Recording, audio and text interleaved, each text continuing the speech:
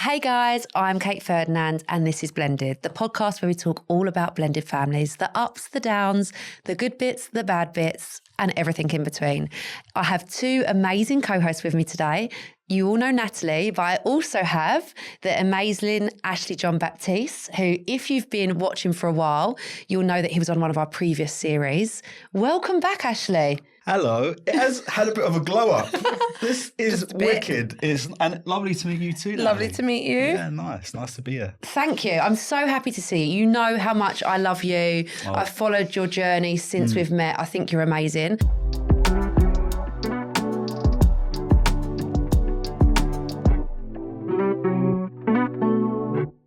So for anyone that doesn't know Ashley, he's a broadcaster, documentary maker and an author. That's some good credentials there. Cheers. Well, I was... Certified, right? Yeah, trying, Nathalie.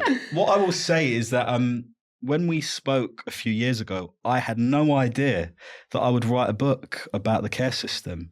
But I spoke to you because I did a documentary about siblings in care and we touched on that. And all of that has just taken on a life of its own. And to be back here is kind of full circle. It's so good to chop up with you guys about the book because the issues are still so pertinent. And actually, more children are now in care compared to the 3 years ago when we spoke. And, wow. And that's a big deal, right? That's we're talking about families who are struggling. We're talking about kids who are in need. Without making this too depressing from the off, it's important to talk about these issues. Absolutely. And I think what you're doing is unbelievable. Blended, there's so many different types of like blended families and how you come into it. And it's all just about being open, being vulnerable, sharing our issues and hopefully that it's helping someone. Yeah. And that's exactly what you're doing. So thank you. I'll take that. Thank you so much. Honestly, because you know how it is when you put stuff into the world. Like I wrote this book. Well, it came out last year. Payback's coming out now. And you just don't know how things like that are going to be received. And so to be here talking about it, to see the reception it's had is an absolute honour. I think as well, adopted children, cared for children are almost sometimes overlooked when it comes to blended families. Like even initially when we first started this podcast, I didn't really consider cared for children as part of being in a blended family. I thought about stepchildren, biological children. And I'm just really like... Why is that? That's so interesting. Is it because perhaps they don't have the same status as adoptive or step kids or whatever, or is it just a lack of awareness? Because I find that really interesting that actually, and many people that I speak to, people who've read the book, they're not entirely aware of the nuances of what it is to be a looked after child. Yeah. And I think that's part of the gift of being here is being able to shine a light on it and talk about it. Yeah. I think maybe from my personal standing, it's maybe just because I don't have those references in my life. I don't have friends who are foster parents or adopted parents. So I don't default to just thinking about looked after children as being part of a blended family. I think we might have touched on it in a couple of episodes, but it's certainly not at the forefront when I'm even thinking about dilemmas or situations that people are in. But I love that we're going to explore it today. Yeah, 100%. Yeah, I'm so happy to explore it. And do you know what it is?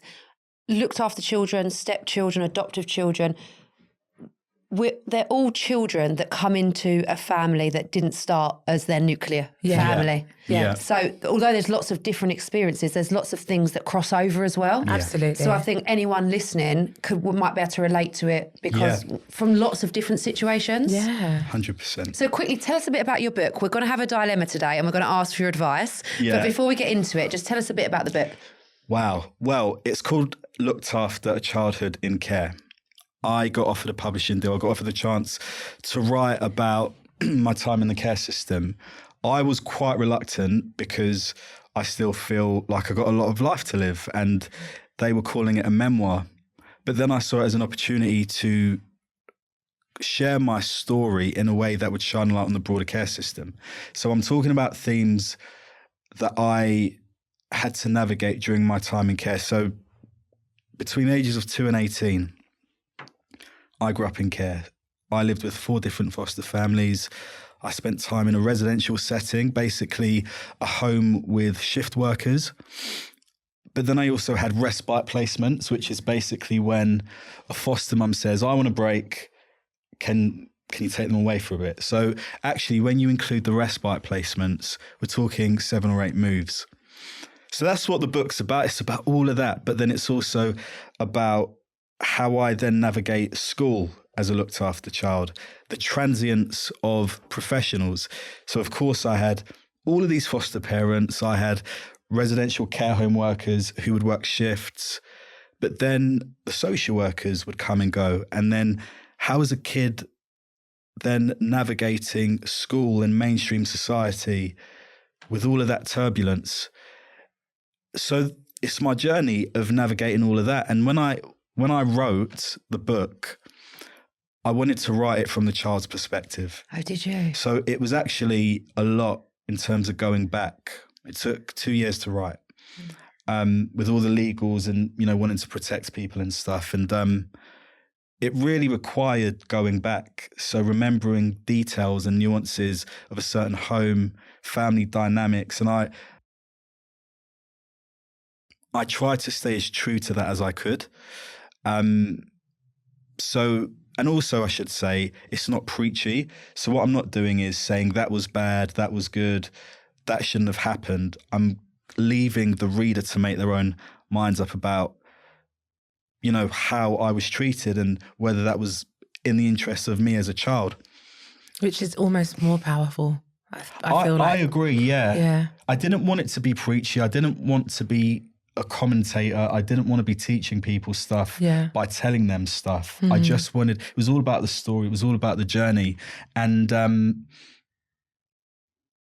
part of why I wrote it, a really significant reason, is that when you grow up in care, and you may or may not know this, when you grow up in care, you get local authority records.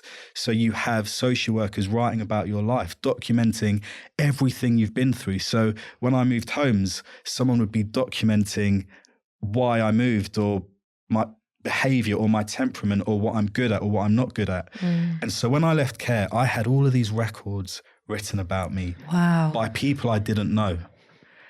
But my voice was not central to my own journey. My voice had no significance in those records. So I think a big part of writing the book was saying my voice is going to be central to my narrative. It's going to be central to my story. And one of the best things about the book has been having people who grew up in care telling me they felt seen, telling me that though it's not about them, they felt that it was their story too. And it just touches on the fact that so many care experienced people really do feel quite voiceless even now. Yeah. So now, isn't that just a 360 that your voice is now helping so many people? Oh, Kate, thank you. Totally. He's making, no, it's true though, isn't it? Like, what a 360. But when you put it that way, because I don't take it for granted, I don't take it as a given. Like, the book was about what I've just said, but you don't presume, I didn't assume that, people are going to respond to it positively. I didn't assume that some care experienced people would see it as a bit of a symbol for them. And so, to your point, to see how it has had an impact, my God, I'm so grateful for that.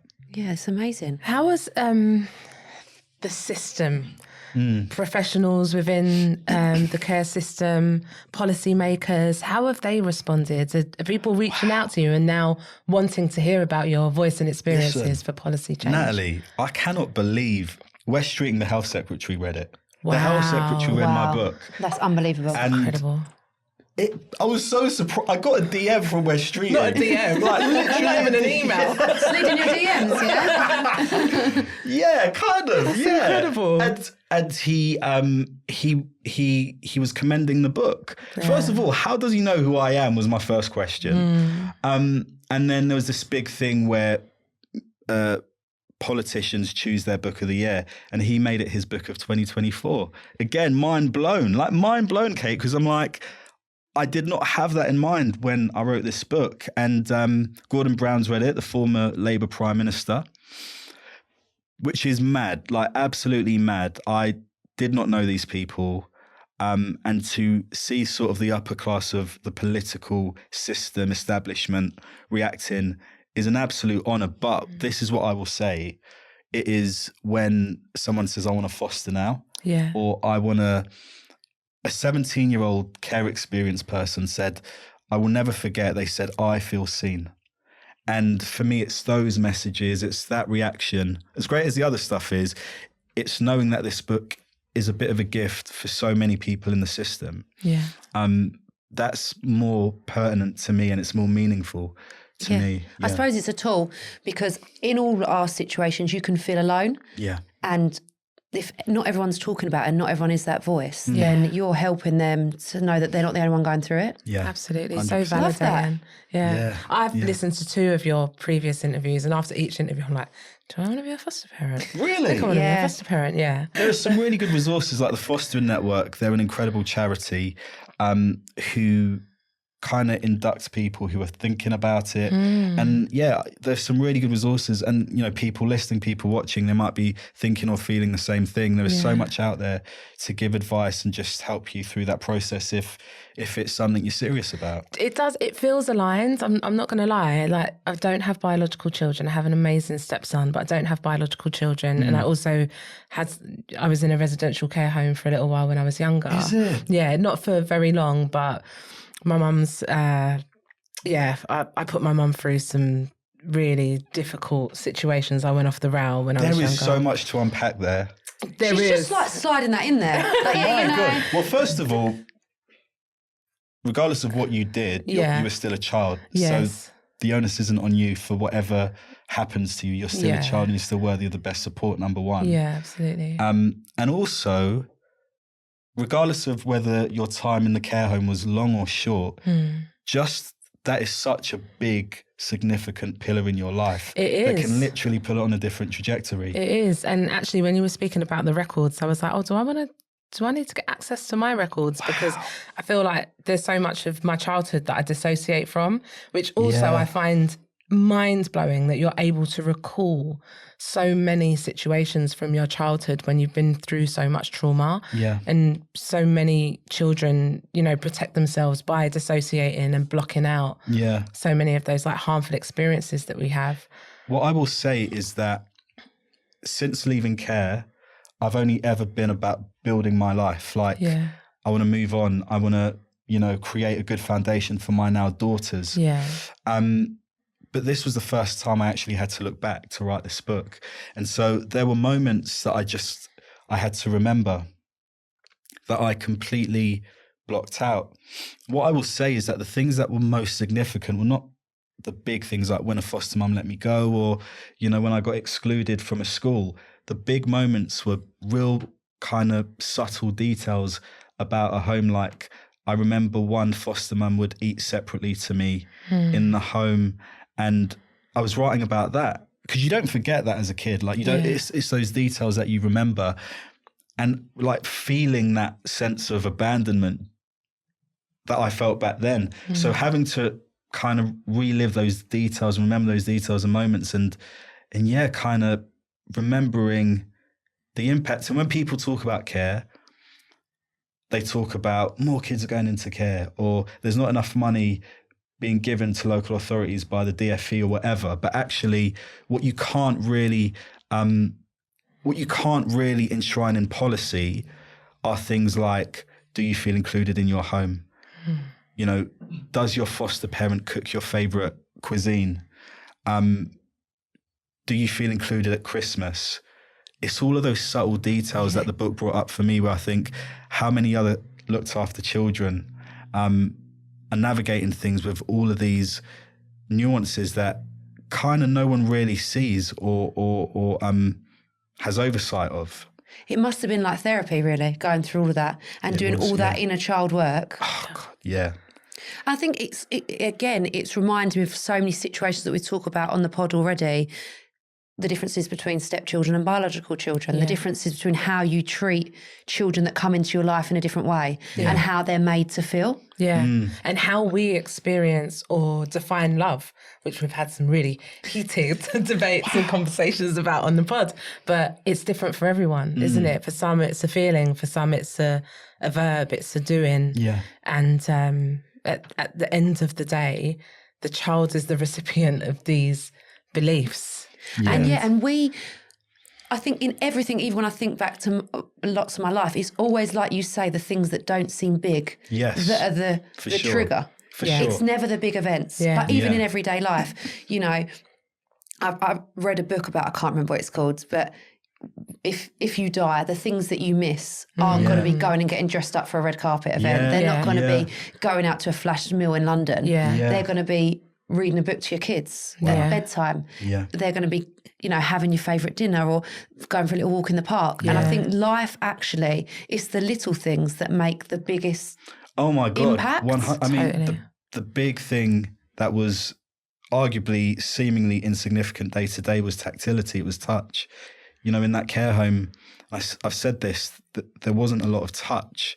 And so you need touch for development. I'm not an expert in early years, but I know enough to know that tactility is really important for a child's sense of well-being, esteem and all of that. And so to navigate a care home, be it for 5 minutes or years, to not feel like you have touch, you do not feel like you have safety. You do not feel like you have family. And so, yes, something arguably quite small can be really significant. It's like care homes are, it was so scary, like first going into a care home, because there are so many dysregulated children in a care home. That was my experience, right? And what do dysregulated children need probably the most?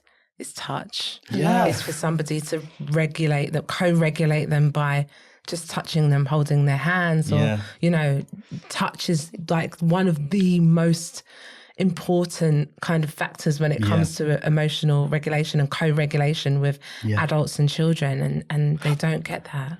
Can I ask, how was the care home? Because you've skirted over that. Yeah, I've got to be honest. We need to divert here. Because like, you know, this is the conversation. Yeah. And like, I didn't even, I mean, I think you've briefly mentioned it before, but I didn't realise that you'd gone through this. Do you know what? So I had a very,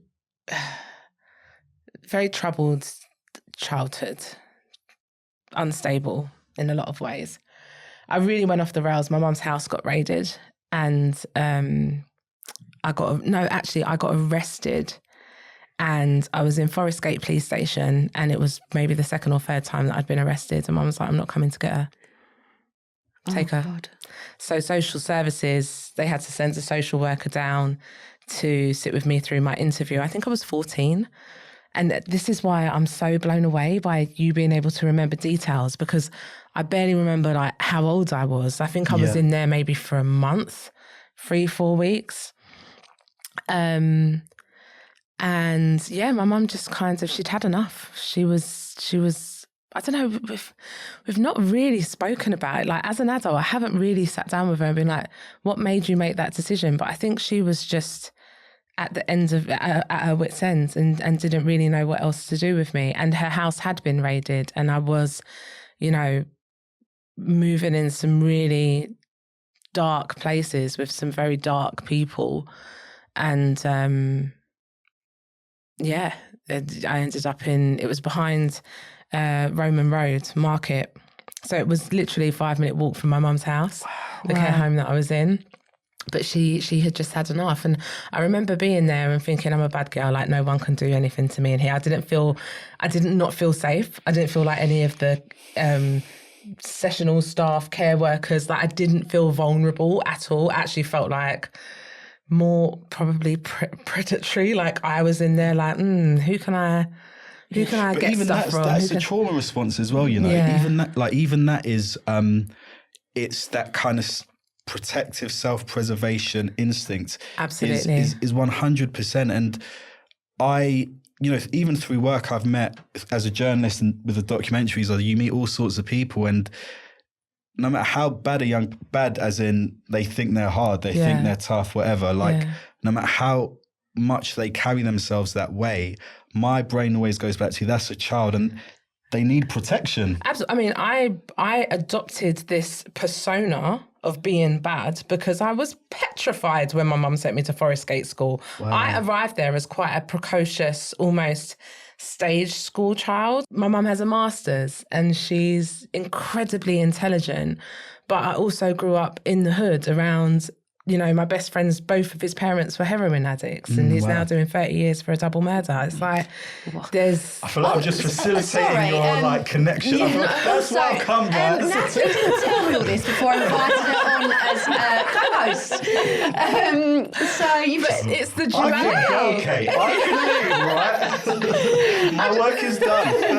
It's just the duality of my life. So that persona that I adopted of being bad and no one being able to do me anything. And, you know, I walked into this care home like, you know, who are you lot? Like, more so than feeling like scared and like a victim, was absolutely a trauma response and a defense to the environment that I was growing up in, because it was just, there were gangs all over the place. There was a lot of knife crime. You know, if you didn't wear that armour, then you were a victim. Yeah, 100%. Yeah, and you were swept away. And that was it. And so that's what I mean, like, that our early years has such a huge impact on who we are, how we act, what we do with our lives. And I think as you even now as an adult, were at times then saying, well, I was bad.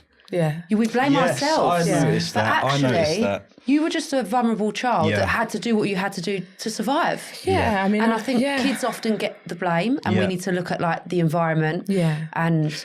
That's such an interesting point about you thinking you were bad, because I internalized a lot of the treatment I received. So if a foster mum said, or a social worker said, you're moving, I naturally thought that was my fault. I thought I was the sole practitioner of why I was moving. So it never occurred to me that maybe, you know, a foster parent was ill or whatever. It was always my behavior, my wrongdoing.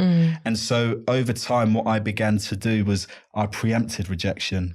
I presumed it would come. So I would get in trouble before I had any chance to grow attached. Yeah. You know, you kind of, and all of that behavior is, what I needed, and I think what young people need, what you clearly needed, is therapeutic care. Absolutely. It's trauma-informed social workers, professionals who aren't demonizing kids, who aren't saying they're bad or that they're wrong, but people who can get alongside them and show them their worth. Yeah. And that still doesn't happen enough in our local authorities. Yeah. Massive part of that, actually thinking back, was I got kicked out of school when I was 14, and I only got my ADHD diagnosis as a 38-year-old woman. Wow. So now when I think back to school, I'm like, oh yeah, everything kind of makes sense. But at the time, I was just, she's disruptive, you know? Yeah. It's therapeutic, trauma-informed support is so important. This is some good trauma bonding, Kate. It's all kind of right. Should we get into the dilemma? Let's get into the dilemma. Okay. We've adopted a young boy who's had a really tough time in foster care. I have 2 biological children from a previous relationship, and my husband is figuring out parenthood for the first time. We love our son deeply, but we clash sometimes, especially when he shuts down emotionally or struggles to connect. We want him to feel truly wanted, not just brought in, and like he's as much as part of the family as anyone else. How can we create a safe, consistent home where he feels he belongs? And how can my other children help him feel included too? Wow. That's quite a lot, isn't it? It is a lot. I think... First off, hats off to them also as well for taking that path and adopting somebody, and then being curious enough and open enough to like advice and feedback to write in. Like, I love that. That's beautiful. Absolutely. And I think we talk about, like I've said, biological children, stepchildren, foster children, adoptive children. From my experience as someone who has biological and stepchildren, you kind of want to treat them all the same. They'll be the same, but actually it's not realistic because everyone has different backgrounds and everyone needs to be treated based on their experiences, don't they? So I think although you want them all to be happy and have the same outcome and the same love, you have to treat them differently based on what they've gone through. And maybe you're touching on something there. It's not just that they're all children, they're all individual people with their own experiences, their own needs, their own, preferred way to interact or express emotion or And how hard must it be for a child to come into an already formed family? Yeah. So that child is coming in to a family where the mum has been with her children since they were born. I mean, you couldn't tell us about this. Yeah. And how do you make them feel they're part of it when there is so many already lived experiences? Yeah. I'm an adult. Obviously, when I met didn't you know? When I met Ria and the kids, I found it really hard to come in because we're a family already and they've gone through, they've lived so much life together and they've created so many memories and so many bonds. Yeah. And you sometimes can feel on the outside of that, and that takes lots of time to feel a part of it. Yeah. Time is the golden word, I would say. Consistency and time. I'll touch on that scenario by thinking about when I was in the care home. None of the boys went to school because there was a culture of people not caring. You had shift workers, but there was a key worker that I talk about in my book, Looked After, who in that context made it his mission to make me go to school. Trinidadian guy. Hated him at the time because he'd be like, get up, wash, have a shower, have you got clean boxer shorts, get ready for school. He was that kind of guy. And I hated him because I wanted to be like the other boys. I wanted to have a kickabout, Xbox, whatever, not go to school. But he was so consistent in this. And my response to him was not a positive one. My response was not sure, it was really disruptive. And, but he was so consistent with this, to the point that over a long time, going to school became normal. And that might sound like a really trivial thing, but in that home, it was such a massive intervention. And I think to these adoptive parents, I would say that a key foundation of helping a young person who is clearly going through trauma kind of navigate to a more positive path is consistency. It's kind of sowing a seed and knowing that you may not see the fruit of that until they're adults. Until they're an adult, you may not see the positive response to what you're doing, but even in the disruption that they might show, and I call it needs-based behavior, because they're not bad kids. They just have a need that's clearly not been met. But if there is, if those adults are willing to be consistent day to day, showing up for that young person will see that as a positive response. I think you do hear stories of where adoptive parents kind of give up on a child. And there are sometimes legitimate reasons, be it safeguarding, or maybe there's another sort of better outcome for a young person. But most of the time, I think what a child needs, from my lived experience, I would say, is consistency. But my adult relationships were so fractured. And the reason why that care home worker sticks out to me is because he was just about it. He was so, even if he wasn't in the office on shift, he would call up the office, be like, is Ashley ready for school?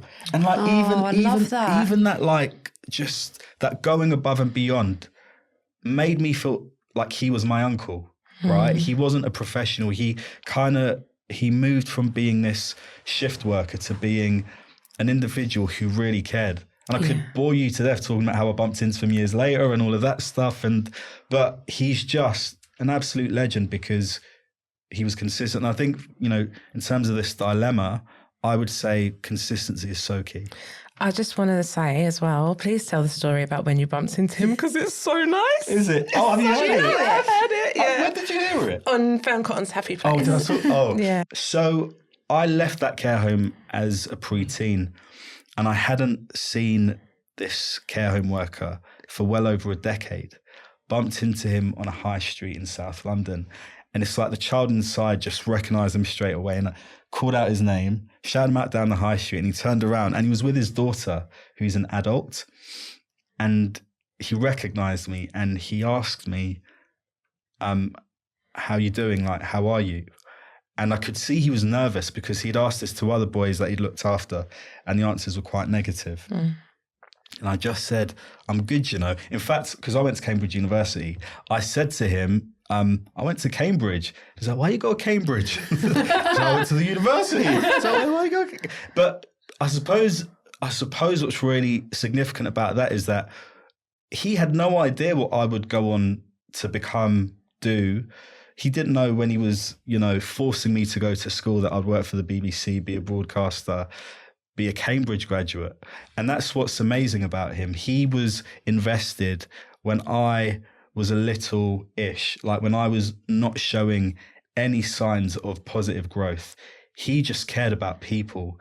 And to be able to look at him, to look at his daughter and say, my God, like, thank you so much. And I don't think he realizes even now how significant he was. Like, if not for him, I would have fell behind in school. I may not have got my GCSEs and I may have become a statistic, but he set a positive precedent. And so even in this disrupted system that is clearly not fit for purpose, the care system, there were still some amazing individuals like my care home worker who they're just fighting the good fight. Like they're really just, doing the most to support vulnerable children. Such a beautiful story. It is, isn't it? Honestly, yeah. And it's kind of mad as well that he had so much consistency with you, made so much effort, and then after all his years of doing that, he doesn't have to know what that's done. I mean, as a parent, you put in the effort, you put in the consistency, and you hopefully see that play out later in life, and that you feel proud of that. Yeah, you reap the rewards. That's what I'm trying to say. You reap the rewards of that. He's just doing this to not reap any rewards just because he's a good person. He is a good, if you said to me, what is a model of a good person, it would be him. Of all the people I've met, and in this world of media and stuff, you meet all sorts of people, but I really cannot, I would struggle to think of a better person than that care home worker. My God, even talking about it gets me emotional because he just had a good heart. He had good intentions, and he was so diligent in supporting a young person. And as you say, he had nothing to gain. He had no sense of the outcome. So just to be able to say thank you, all those years on, hopefully that was like some sort of, reimbursement for all the incredible input he had in my life. I bet he loved that, honestly.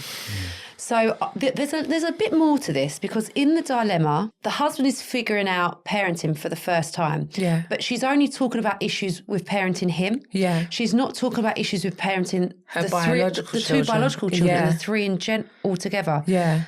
So if he's parenting for the first time, it seems that there's already a divide between the biological children. Yeah. And the son that they've adopted that's coming from foster care. Can I ask, given your own experience as a mum, how do you facilitate looking after kids who you see as the same, they're equal, but some might say that they're kind of different designations because they've come from different walks of life. So that's the case with these people, right? They've got an adoptive child and they have biological. How do you have that oversight where you're able to support all of them? Yeah, it's a good question. I think I take each of them as individuals because each of them have different ways that I would care for them and love them. Yeah. And I think that's important. It's not about, these are my biological treatment, I treat them like this, and these are my stepchildren, I treat them like this. It's Lorenz, Tate, Tia and Curry, and I deal with them all individually based on what they need. And all I think of is just, I kind of think of myself as a child and how I'd want to feel and how I'd want to be loved. And that's just what I try my best to do for them. Yeah. I'm not going to say it's perfect all the time.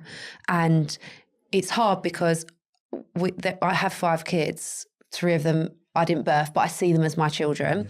That's controversial even saying that, to be honest, because people don't like that sometimes. But in my mind, it's that I want each of those children to feel like they had the same love, care, and that they were wanted an equal amount by me. Yeah. And I think if they grow up to feel that, I feel like I would have been a successful parent.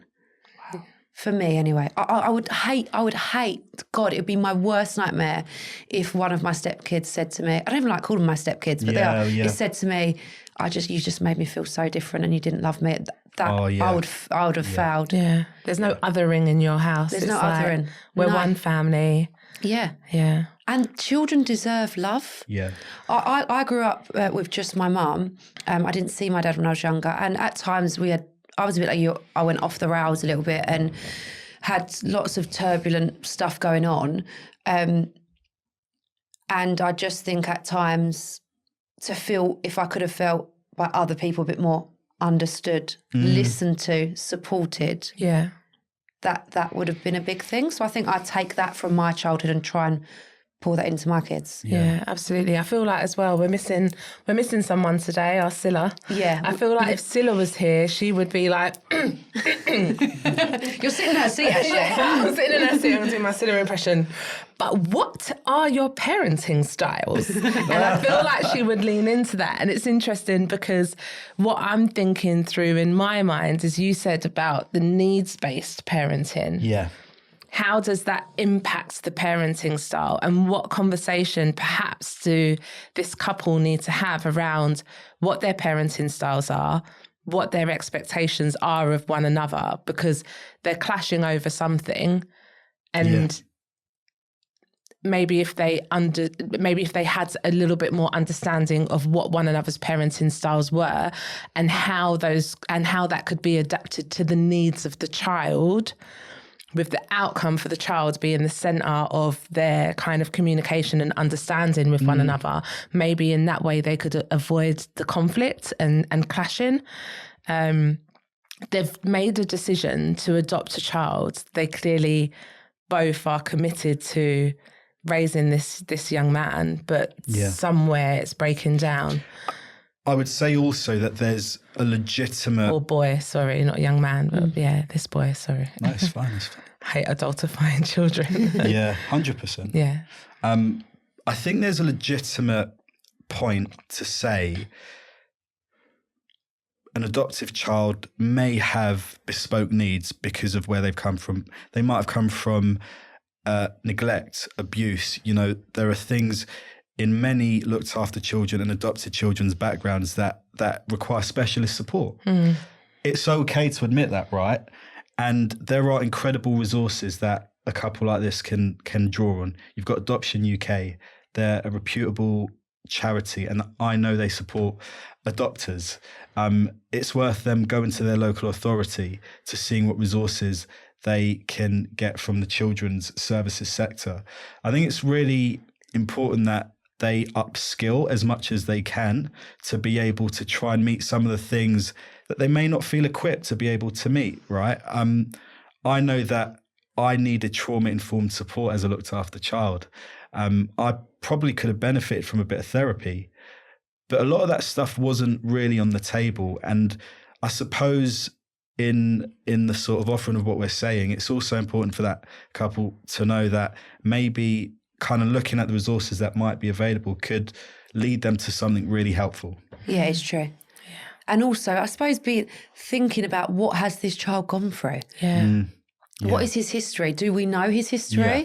Do we have the records? Yeah. And just being there for him. If he's shutting down, God knows what he's been through. Yeah. And we have to have a bit of space for that, I think. Definitely. I think more than anything, whether it be a child or an adult, you want to know what's going on with them, don't you? Anyone you know, if anyone shuts down, it's not a nice feeling because you feel like you can't help and you feel helpless.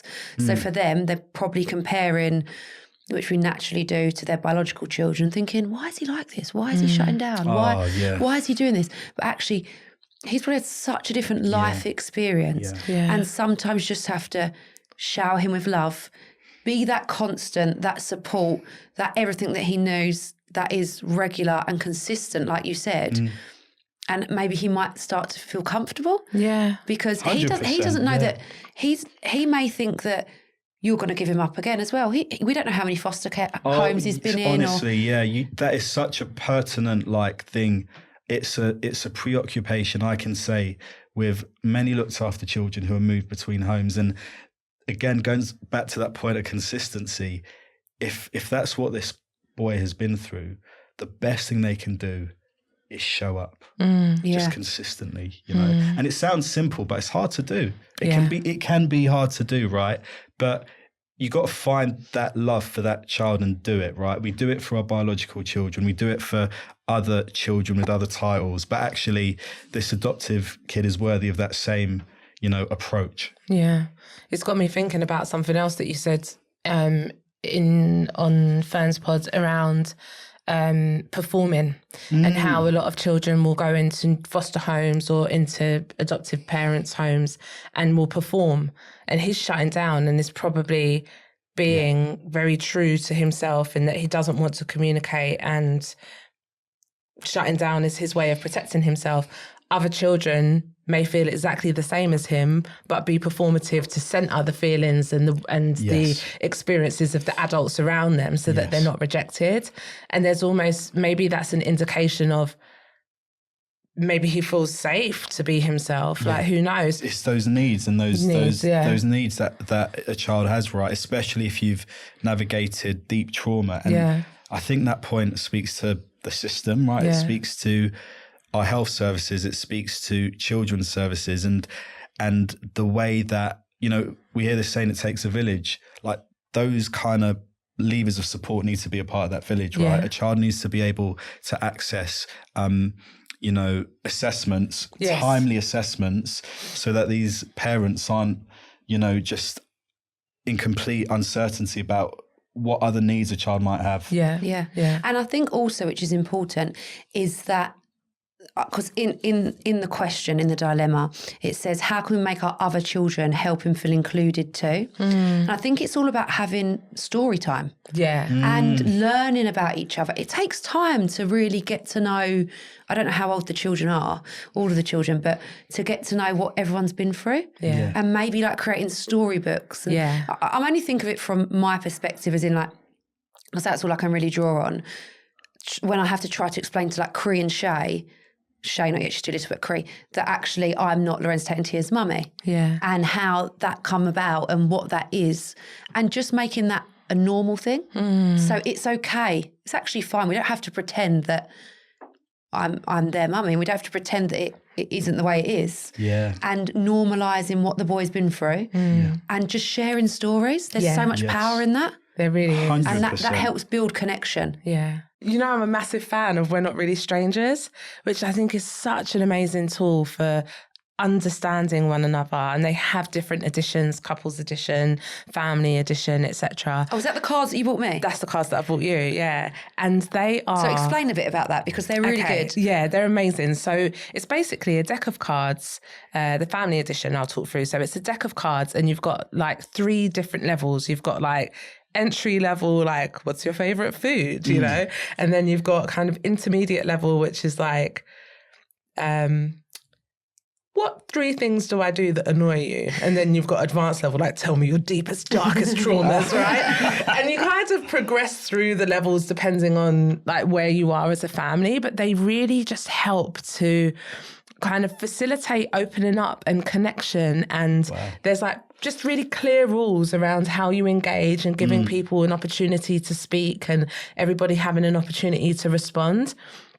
And I think these tools, as simple as they are so powerful when it comes to understanding one another. And there was definitely a step change with Cameron and Sace and I when we started using our deck of cards to kind of get to know each other on a bit of a deeper level. Because you can just exist for months and months and just be going through the motions of life without truly connecting. And the We're Not Really Strangers. Amazing. Sounds like a brilliant tool. And even for this dilemma, like anything that helps, right, to get a young person to open up, like, is a game changer. It sounds brilliant. Really good. And also being open as parents, being vulnerable as parents. Because if we look like we've got our shit together all the time, and we're perfect, and we never cry, and we never show any signs of struggle, our children are going to think when they're struggling that they're all alone. That's why I'm a great, like, I cry. I'm a bit of a crybaby, to be honest. I'm an emotional being, so there'll be tears about random stuff. But actually, if that enables my children to go, oh, mummy used to cry, and it's okay if I cry, then I'm cool with that. I think sometimes we used to see our parents, and lots of people saw the parents from previous generations as like these amazing, like, strong, perfect beings. And actually that makes you feel a bit inferior as a child. That's so true. That's so good. This whole thing about how we portray ourselves as parents, I think, is really interesting, because my daughter's beginning to cotton on that I don't have the same family network as her mum does. So mum has her parents and all the other army of relatives, and so Christmas is dominated by that side of the family. And there are moments where I literally can ask myself, what do I have to offer my daughter in terms of family. And that's quite a sad, like deep place to go as a dad, because I see the joy she gets, for example, from her grandparents. I can't deliver that in the same way. And now she's at the point where she's asking about my family and my mummy and my daddy and all of that stuff. And I think there were points where I'd be very, very performative. You know, we'll talk about that in time, kind of brushing it under the carpet. But now I'm having to be vulnerable. I'm having to say, Daddy had a hard childhood and he doesn't have the same, you know, familial links. Don't say familial to my 5-year-old daughter, but I don't have. Wow, impressive. Side note, do you know what my 3-year-old said to me the other day? Stop aggravating me, Daddy. I was like, who told you that word? Dictionary? No, not really. But I was like, who told you that word? But anyway, no, I said something, I paraphrased that, but I basically, you know, said Daddy doesn't have the same setup as your mum does. And you know, that's a bit of a wound that I'm having to kind of navigate now, that to this point of being open and being vulnerable. Obviously, there are healthy ways to do it, but what I'm realizing is that what will certainly not work is sugarcoating everything. Yeah. And sometimes the more we shield them, you're going to have so many questions to answer later. Yeah. And actually, it's the hard conversations, isn't your daughter's 5, so there's only a certain level you can go to. But children don't stop. They will keep asking and keep asking and keep asking. Yeah, absolutely. And she'll go deeper. You give her the surface level answer and she's like, why? Yeah. She does it at the most random times, you know? I was driving and she's like, Daddy, where is your cousin? I was like, cousin? And she would just throw in these questions like at the most random times, and I'm like, do you know what? I think I'm gonna have to get over like my facade, and I'm gonna have to get used to being vulnerable with my kids. Yeah. And that's for dads especially, I would argue, it's a big job being able to dismantle like toxic masculinity, bravado, and being able. And I have girls as well, right? And so there's a softness, I would say, without getting gendered, there is a softness that I need to be able to demonstrate to my daughters, and an emotional vulnerability, which is actually deep strength, emotional strength.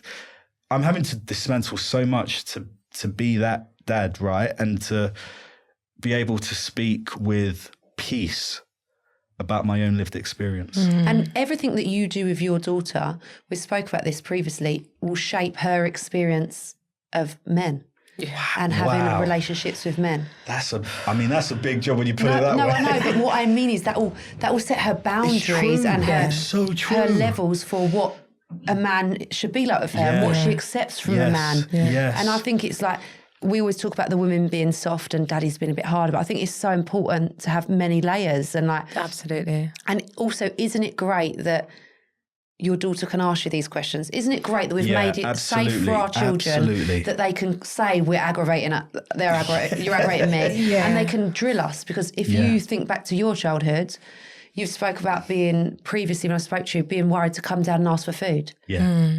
The fact that your daughter can drill you is what a safe environment you've created for her. On the point of food, right? We know what kids are like. My daughter will cry if we run out of olives. I'm like, listen. What is it with kids and olives? Because when I was your age, I was olives. being placed into care family. You're crying about olives. It's a classic one-liner from the parents. Do you want me to give you something to cry about? Do you know what? Rio's dad, Grandad Julian, if we say, oh, I'm starving, he goes, you don't know what starving is. And no one says it now. No one says it. Yes. You raised a really good point though, Kate, around the psychological safety of children to express themselves. And this could be something I'm thinking that's at play as well with the boy. Yeah. That and this actually came up for us. Cameron is the most balanced, well-rounded, like shout out Georgina and Zace, because they just raised the most amazing child. And when he came to live with us, after about a year, I sat him down and I said, you know, you can have a bad day. You know, like you're allowed to have a bad day and be, you know, sad or upset or angry or miserable, because he's just always just fine and nice. And I couldn't get my head around it. And then I saw something about children acting up or acting out, whether that's anger, frustration, when they feel psychologically safe at home. Yeah. It's true. Yeah. And now I've realised Cameron's just the golden child. He's just a chill guy. He's just a chill, he's a very chill guy. Yes. That is so great though that you gave them permission. Yeah. Irrespective of how that was interpreted. Yeah. Like I don't know if I do that. Like I don't know if I that is a real takeaway actually. I think it's like, I suppose my brain goes to, well, if I give them license, they might go a bit feral. But actually, it's a really good tool to have, I think, to say. Because if I'm a fixer, I'm a fixer. So if I see, if I get bad energy, I'm like, oh, babe, what can I do? We spoke to Rio about this. You need to watch the episode with Rio. I do, because we were like, you don't always have to fix everything, basically. Sorry, you're a fixer. Sometimes you just want... Babe, do you want... terrible at that. Right, okay, I'm going to give you a bit of advice for your wife here. Do you want comfort or a solution? Yeah. Men naturally want to fix everything for their women. Sometimes we just want to cuddle. Yeah. We just want a babe, come on, it's all right. Yeah. You know? I want you to just like mollycoddle me and tell me that my feelings are valid. Yeah. You know? I do and everyone else is wrong. Yeah. Yeah. No, this is like therapy now for me. This is good advice though. This is really good advice. I think, be it spouse, kids, I don't know where that comes from, but the urge to want to solve, fix, and in the famous words of Elsa, let it go. Let it go. And just being able to being able to be comfortable in someone else's discomfort or, you know, whatever, like grey area. I think just to close that point off as well, what you said about being consistent and the timing, I think that's what creates psychological safety. When you have a meltdown and the next day everyone still shows up and you're not being, you know, punished because you were emotional or because you tried to express a boundary or if you were upset about something. And that's often what makes us close down, isn't it? When we express our needs and we're given all the signals that we don't matter and our needs don't matter. So then we stop expressing our needs. So good. Yeah, it's so true. Just having space for imperfection and being okay with it. Yes, exactly that. And like, let kids be kids. And that's what we all expect. Yeah, it's true. Sometimes I think we expect too much of kids. Yeah. We're just figuring it out now. Everyone, like we say this a lot, is just learning on the job. No one really knows what they're doing, do they? Totally. We're just learning as we go. And kids are too. So just modelling that good behaviour. Letting or bad behaviour. Or bad behaviour. I suppose letting this little young boy know that it's okay if he doesn't want to express his feelings, but you're always going to be there for him. Yeah. It's okay if he doesn't feel safe now, but when he does feel safe, I'm here waiting for you. Yeah. Just maybe that, I suppose. Yeah. I feel like we've covered quite a lot here. It's been a good chat. It's been a nice chat. I feel very flattered to be in your company. Oh, we're so happy Likewise. to have you here. It's been so good. good. But I think just a little takeaway. What do you think, you know, you've been someone in care, that are the things that would make you feel really comfortable and at home that they could do for him? When adoptive foster parents, whoever, guardians, see a problem that they feel to be big, it's easy to look at the bigness of the problem. What's really going to make a child feel loved, seen, safe, it's actually often in the subtle details and nuances, the food, the tones of the home, the consistency of the parents in showing up. Are they meeting the cultural needs of the child, be that food, be that anything else? Are they making the child feel included in their family setup? That might require a bit of shifting, right, to accommodate that young person. It's really giving attention and being consistent with those day-to-day details that does so much to disarm a kid and make them feel safe. And actually, when you do that, it kind of shifts the focus from this is such a bad kid or this is such a problem kid to, I'm showing up for this kid and I'm meeting some of their needs. And actually it's an opportunity to get to know the kid as well, right? If you're meeting those needs, you're learning more about the child. Amazing. Amazing. I think that's it for today. Ashley, we have loved having you on. I love following everything that you do, and I think the work that you're doing is so important, and we're grateful to have you here. That was amazing. So if you are watching on YouTube, please remember to subscribe and like. We need all the interaction, please. And if you have any questions, please send them in via the Blended Instagram. And we'll be here at the same time next Wednesday. Lots of love. Mwah.